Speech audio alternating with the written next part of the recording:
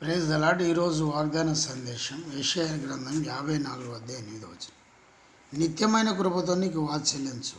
ప్రభు మాట్లాడుచున్నాడు నిత్యమైన కృపతో. సియోను భవిష్యత్తులో పొందబో మహిమను గూర్చి దేవుడు తెలియజేస్తూ ఈ మాట చెప్పాను. నిత్యమైన కృపతో నీకు వాత్సల్యంచు. దేవుడు నీకు వాత్సల్యం చూపెట్టాలంటే వాత్సల్యం గురించి ప్రభు మాట్లాడుచున్నాడు.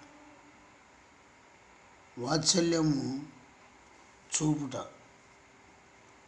మొదటిగా దేవుని చిత్తం నెరవేర్చాలి. కీర్తన 40:8-11.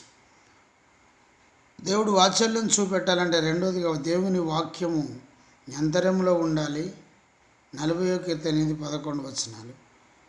మూడోది దేవుని కోసం నీ పెదవులు మూసుకొనక ఎప్పుడూ స్తుతించాలి. 40:10-11. దేవుని వాత్సల్యం పాపములను క్షమించితే సమకూర్చును కనుక నీ వస్త్రములను గాక నీ హృదయమును చింపుకొని ఆయన తట్టు తిరుగుము. ఆయన అత్యంత కృప కలిగిన దేవుడు కనుక తన వాత్సల్యం నీకు చూపును.